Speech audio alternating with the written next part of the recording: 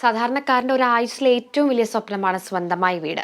സംസ്ഥാന സർക്കാരിന്റെ life mission പദ്ധതിയിലൂടെ നൂറുകണക്കിന് ആളുകളുടെ ഈ സ്വപ്നം സാക്ഷാത്കരിക്കപ്പെട്ടിട്ടുണ്ട്.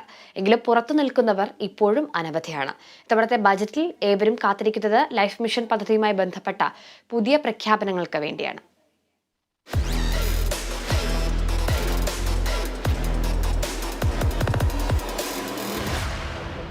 കൊച്ചിയിലെ PNT കോളനിയിൽ നിന്നാണ് ലൈഫ് മിഷനുമായി ബന്ധപ്പെട്ട ഏറ്റവും ഒടുവിലത്തെ വാർത്ത പുറത്തു വന്നിരിക്കുന്നത്. 77 കുടുംബങ്ങളെ വെള്ളക്കെട്ടിൽ നിന്നും അഴുക്കുചാലിൽ നിന്നും കൂടുതൽ സൗകര്യപ്രദമായ ഒരു ഫ്ളാറ്റിലേക്ക് പുനരധിവസിപ്പിക്കാൻ സർക്കാരിന് സാധിച്ചു. ഇതേ സ്വപ്നങ്ങൾ ബാക്കിയായി ഇനിയും ഒരുപാട് പേർ പുറത്തു നിൽക്കുന്നു എന്നതാണ് യാഥാർത്ഥ്യം. അവർക്കും സ്വന്തമായൊരു വീടിനെക്കുറിച്ച് സ്വപ്നങ്ങളുണ്ട്. വർഷങ്ങളോളം വീടിനായി കാത്തിരിക്കുന്നതിന്റെ നിരാശയാണ് ഓരോരുത്തർക്കും. എല്ലാവരും പറഞ്ഞ് 5 കൊല്ലമാകുമ്പോഴത്തേക്കാവും. അവിടെ സ്ഥലം മേടിച്ച് ഇട്ടിട്ടുണ്ടെന്ന് പറഞ്ഞ് പണിയാനുള്ള ഓർഡറൊന്നും കിട്ടിയിട്ടില്ല. പിന്നെ കുറേ നാൾ പറഞ്ഞ് അവിടെ മുഴുവനും വേസ്റ്റ് ഇട്ടേക്കണേന്ന് JCP വന്നിട്ട് അതൊക്കെ കളഞ്ഞിട്ട് വേണം ശരിയാക്കി കൊടുക്കാനെന്നും പറഞ്ഞ് 6 വർഷത്തോളം ഞാൻ 6-7 വർഷമായി. വാടക കൊടുക്കാനായിട്ട് ആണെങ്കിൽ ഭയങ്കര ബുദ്ധിമുട്ടിലാണ്.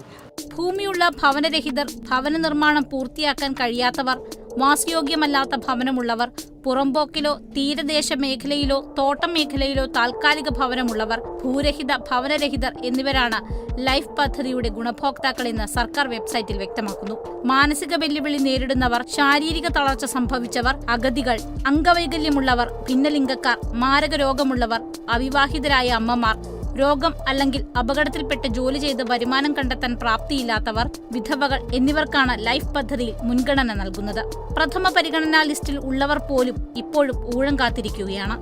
ഇത്തവണത്തെ ബജറ്റിൽ പദ്ധതിക്ക് കൂടുതൽ നീക്കിയിരിപ്പ് ഉണ്ടാകുമെന്നാണ് പ്രതീക്ഷ. Kerala vision news, Kochi.